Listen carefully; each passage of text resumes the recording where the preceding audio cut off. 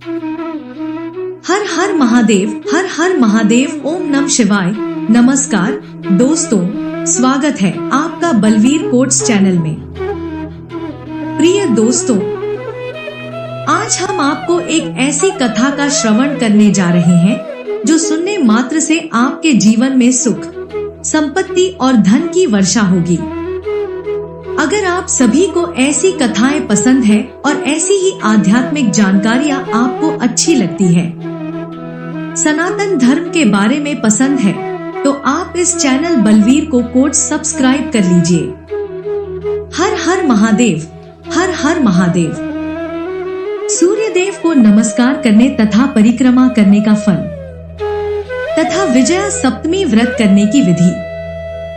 देवर्षि नारद बोले, साम अब मैं तुम्हें भगवान सूर्य नारायण की पूजा, उनके लिए दिए गए दान, उनके समक्ष किए गए प्रणाम और प्रदक्षिणा तथा प्रदक्षिणा करने के फल के विषय में दिंडी और ब्रह्मा जी के बीच हुए वार्तालाप को सुनाता हूँ।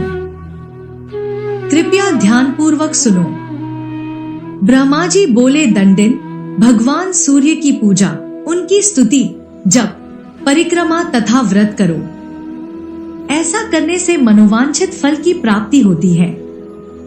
भगवान सूर्य को नम्रता पूर्वक प्रणाम करने के लिए जैसे ही सिर भूमि से स्पर्श करता है, वैसे ही सभी पाप तत्काल नष्ट हो जाते हैं। जो व्यक्ति भक्ति पूर्वक सूर्य नारायण की प्रदक्षिणा करता है, उसे सप्तद्वीप वसुमती प्रदक्षिणा का फल प्राप्त होता है तथा वह सभी रोगों से मुक्त होकर जीवन के अंत में सूर्यलोक को प्राप्त करता है।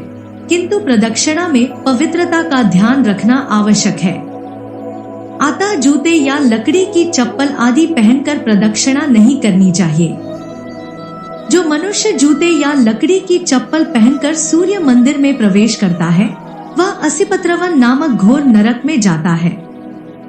जो मनुष्य षष्ठी या सप्तमी तिथि को उपवास करके या केवल एक बार भोजन करके भक्ति पूर्वक सूर्य भगवान की पूजा करता है, वह सूर्य लोक में निवास करता है। कृष्ण पक्ष की सप्तमी तिथि को लाल फूलों से सूर्य भगवान की पूजा करनी चाहिए और शुक्ल पक्ष की सप्तमी तिथि को कमल के फूलों और मोदक आदि से भगवान सूर्य नारायण की पूजा करनी चाहिए। ऐसा करने से भक्त सभी पापों से मुक्त होकर सूर्य लोक को प्राप्त करता है। दंडिन, जया, विजया, जयंती, अपराजिता, महाज्या, नंदा और भद्रा ये 7 प्रकार की सप्तमियां कहलाती हैं। यदि शुक्ल पक्ष की सप्तमी को रविवार हो तो वह विजया सप्तमी कहलाती है।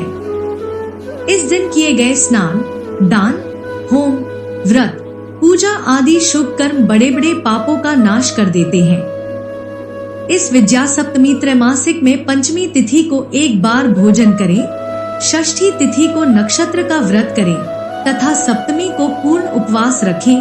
तत्पश्चात अष्टमी के दिन त्रैमासिक का पारण करें। इस तिथि को एक बार ही भोजन करें। इस दिन किया गया दान, हवन, देवताओं और पितरों का पूजन अक्षय फलदायी होता है। 12 रविवारों का वर्णन तथा नंदादित्य व्रत की विधि दिंडी ने ब्रह्मा जी से पूछा। ब्राह्मण जो मनुष्य पुनः इसका वर्णन करते हैं। आदित्यवार के दिन श्रद्धा और विश्वास के साथ सूर्य देव की पूजा करने वालों को क्या लाभ होता है, तथा आप मुझे उस दिन का महत्व अवश्य बताइए जिसके कारण 7वें दिन को विजया कहा जाता है। ब्रह्मा जी ने कहा, दिंडी, जो मनुष्य आदित्यवार का श्राद्ध करते हैं वे 7 जन्मों तक निरोगी रहते हैं तथा जो नक्षत्र और आदित्य हृदय का पाठ करते हैं वे निरोगी होकर सूर्यलोक को जाते हैं। एक प्रणिधाय मस्तक, भूमि को प्रणाम करे प्रणाम। तत्क्षण ही समस्त पाप नष्ट हो गए और मुझे कोई संदेह नहीं रहा। भविष्य पुराण के नाम से उपलब्ध स्तोत्रों में श्री आदित्य हृदय स्तोत्र बहुत लोकप्रिय है और प्राचीन काल में इसकी प्रसिद्धि इतनी थी कि महर्षि पराशर ने सूर्य की दशांतर दशा में शांति के लिए इस स्तोत्र का सर्वत्र जप करने का निर्देश दिया है। यह स्तोत्र लगभग 200 श्लोकों का है। इसे पढ़ने से मनुष्य दुख, दरिद्रता और कोढ़ जैसे असाध्य रोगों से मुक्त होकर महासिद्धि प्राप्त करता है। इस स्तोत्र में भगवान सूर्य की महिमा, अर्घ्य देने की विधि आदि का सुंदर वर्णन है। इसका मंडलाष्टकम बहुत सुंदर है। इसका पाठ करने से भगवान सूर्य के प्रति आस्था उत्पन्न होती है। सूर्य उपासना में इस आदित्य हृदय का महत्वपूर्ण स्थान है। जो मनुष्य व्रत रखते हैं तथा महाशेष मंत्र का जप करते हैं, उन्हें मनोवांछित फल की प्राप्ति होती है। आदित्यवार को महाशेष मंत्र तथा षडाक्षर मंत्र खखोलकाय स्वाहा का जप करने से निःसंदेह सूर्यलोक की प्राप्ति होती है। सूर्य नारायण के 12 दिन इस प्रकार हैं: नंदा, भद्रा, सौम्या, कामद, पुत्रदा, जय, जयंत, विजय, आदित्याभिमुख, हृदया, रोग तथा महाशेष प्रिय। माघ शुक्ल पक्ष नंदा की षष्ठी के नाम से जाना जाता है। उस दिन चंद्रमा की चांदनी देखकर सूर्य नारायण को घी से स्नान कराना चाहिए तथा श्वेत चंदन से पूजन करके अगस्त्य पुष्प, गुग्गुल धूप आदि नैवेद्य चढ़ाना चाहिए। ब्राह्मण को आपूप अर्पित करने के पश्चात मौन रहकर भोजन करना चाहिए। गेहूं या यव के चूर्ण में घी और खोड़ या चीनी मिलाकर आपूप बना ले। सूर्य नारायण को भोग लगाकर ब्राह्मण को यह निग्र मंत्र बोलते हुए देना चाहिए: आदित्य तेज सोत्यान्न राजनी कर विनिर्मितम। हित के लिए मेरा ब्राह्मण आपकी प्रतीक्षा कर रहा है। ब्राह्मण को चाहिए कि वह नैवेद्य ग्रहण करके निग्र मंत्र बोलते हुए उपासक को दे: कामदा, सुखदा, धर्म्य, धंदा, पुत्रदा तथा मैं सदैव आपसे प्रार्थना करता हूँ, मंडक भास्कर प्रियम। उपरोक्त दोनों मंत्र ग्रहण करने और समर्पित करने योग्य हैं। नंदावर का यह नियम कल्याणकारी है। जो इस प्रकार सूर्य देव की पूजा करता है, उसे सूर्यलोक की प्राप्ति होती है। उसकी संतान कभी क्षीण नहीं होती, अर्थात पृथ्वी पर उसकी वंश परंपरा चलती रहती है और उसके वंश में दरिद्रता और रोग नहीं आते। सूर्यलोक को प्राप्त करके पुनर्जन्म में वह पृथ्वी का राजा बनता है। इस पूजन अनुष्ठान को करने या सुनने से भी कल्याण होता है तथा दैवी एवं अचल संपत्ति की प्राप्ति होती है। भद्रादित्य, सौम्यादित्य और कामादित्य के व्रत की विधि का वर्णन। ब्रह्मा जी बोले: दंडिन। भाद्रपद मास के शुक्ल पक्ष की षष्ठी तिथि को जो दिन पड़ता है, उसे भाद्र कहते हैं। जो मनुष्य उस दिन व्रत और रात्रि व्रत करता है, वह हंसों के साथ विमान में बैठकर सूर्यलोक को जाता है। उस दिन दोपहर में 100 चंदन, मालती के पुष्प, विजय धूप और खीर से भगवान सूर्य की पूजा करनी चाहिए। ब्राह्मण को भोजन कराना चाहिए तथा यथाशक्ति दक्षिणा देनी चाहिए। यदि आदित्य दिवस रोहिणी नक्षत्र से युक्त हो तो उसे सौम्यवार कहते हैं। उस दिन किया गया स्नान, दान, जप, होम, पितरों तथा अन्य देवताओं को जल देना तथा पूजा आदि अमर हो जाते हैं। मार्गशीर्ष के शुक्ल पक्ष की षष्ठी तिथि को जो दिन पड़ता है, उसे कामद्वार कहते हैं। यह दिन भगवान सूर्य को अत्यंत प्रिय है। वह भक्ति और श्रद्धा के साथ सूर्य नारायण की पूजा करता है। साधक को आरोग्य की प्राप्ति होती है। इस प्रकार वह सभी पापों से मुक्त होकर सूर्य लोक में निवास करता है। इस त्राट को करने से विद्यार्थी को विद्या, पुत्र चाहने वाले को पुत्र, धन चाहने वाले को धन और आरोग्य की प्राप्ति होती है। पुत्र, विजय, जयंत नाम मिलता है। ब्रह्मा जी ने कहा: दिन दिन।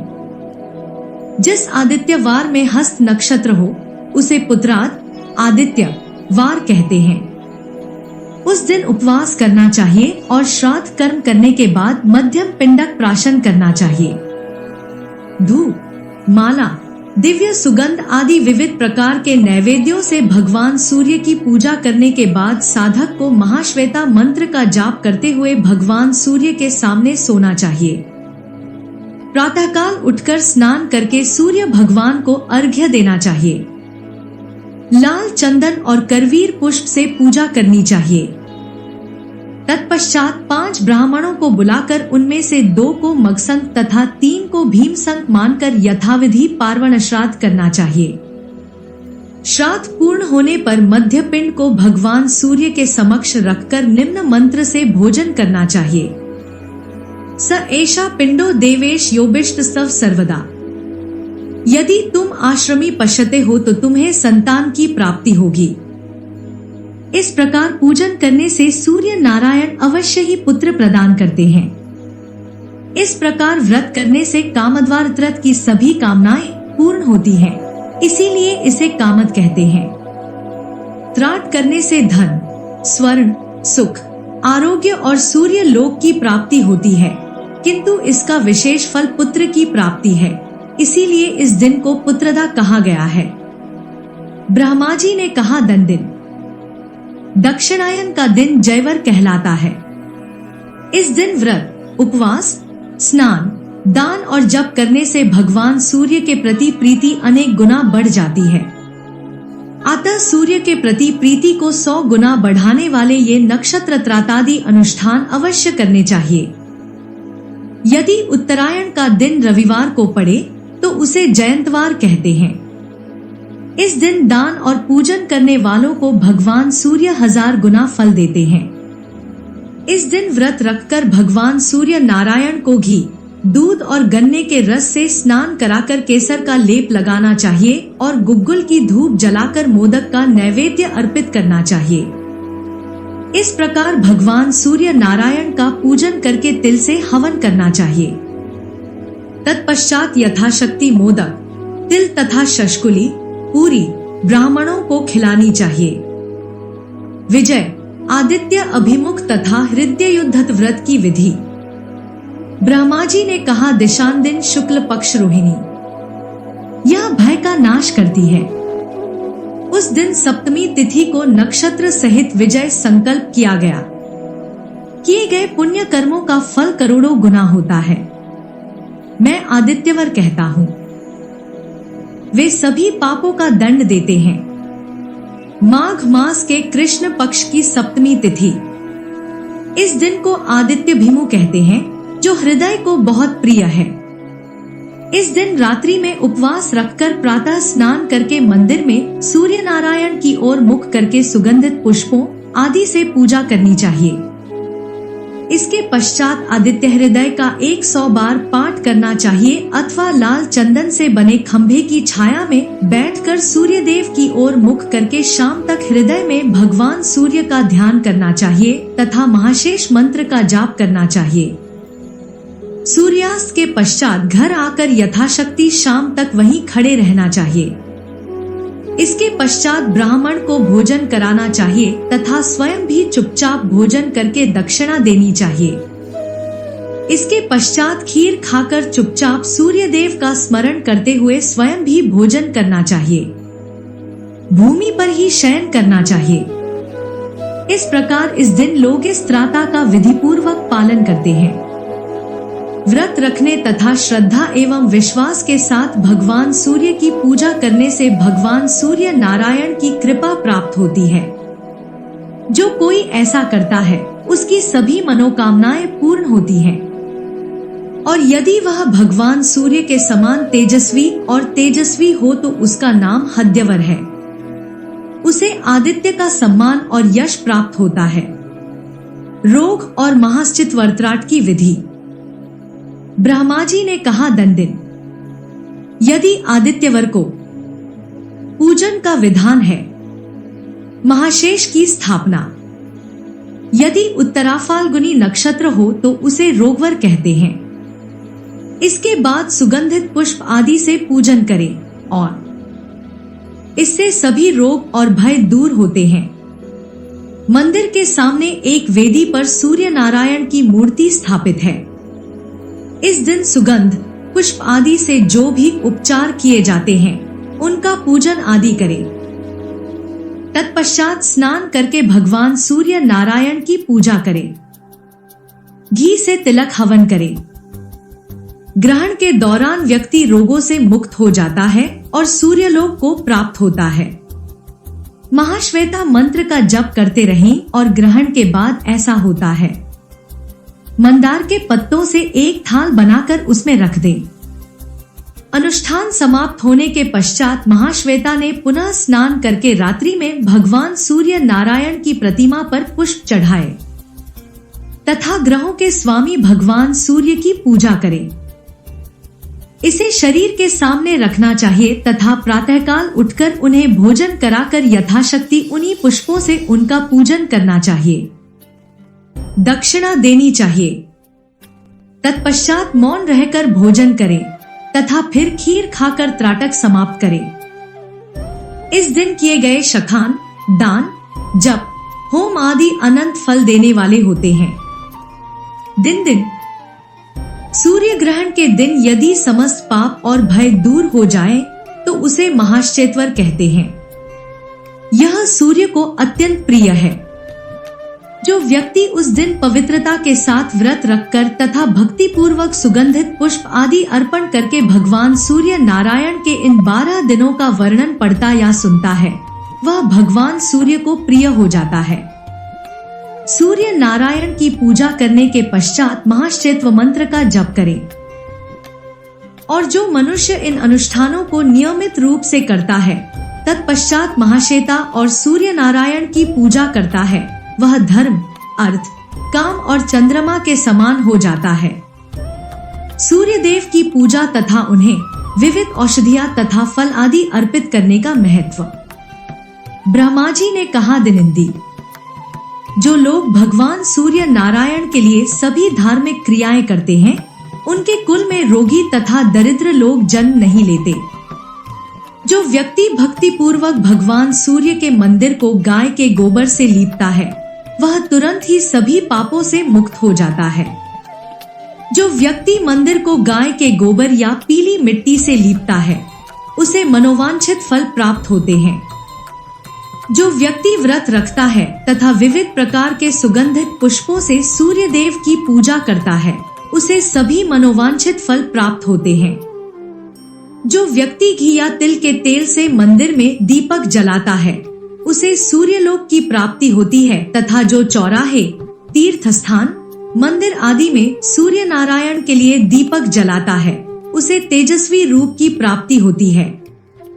जो व्यक्ति भक्ति पूर्वक सूर्य नारायण के लिए दीपक जलाता है, उसकी मनोवांछित कामनाएं पूर्ण होती हैं तथा वह देवलोक को प्राप्त होता है। जो मनुष्य चंदन, अगरू, कुमकुम, कपूर और कस्तूरी आदि को मिलाकर सूर्य नारायण के शरीर पर अभिषेक करता है, वह लाखों वर्षों तक स्वर्ग में भ्रमण करता है और फिर सभी कामनाओं से तृप्त होकर पृथ्वी पर वापस आता है तथा सभी लोगों द्वारा पूजित होकर चक्रवर्ती राजा बनता है। जो मनुष्य चंदन और जल मिश्रित पुष्पों से सूर्य को जल अर्पित करता है, वह अपने पुत्र, पौत्र और पत्नी सहित स्वर्ग में पूजित होता है। सूर्य को सुगंधित द्रव्यों और पुष्पों से मिश्रित जल अर्पित करने से मनुष्य दीर्घकाल तक देवलोक में निवास करता है और उसके बाद पुनः पृथ्वी पर राजा बनता है।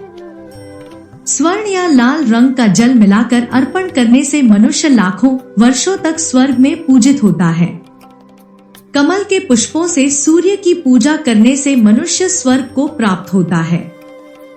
सूर्य नारायण को भक्ति और विश्वास के साथ गुग्गुल और घी मिश्रित धूप अर्पित करने से मनुष्य सभी पापों से तुरंत मुक्त हो जाता है।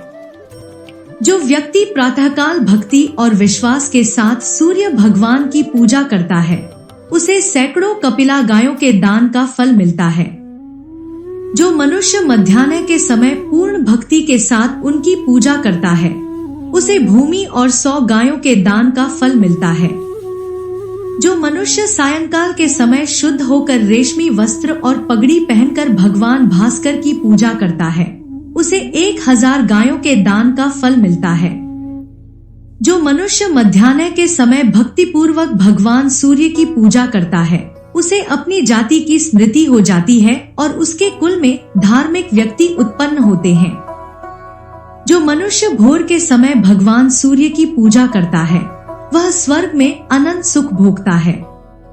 प्रातःकाल भक्ति पूर्वक सूर्य की पूजा करने से मनुष्य स्वर्ग को प्राप्त होता है।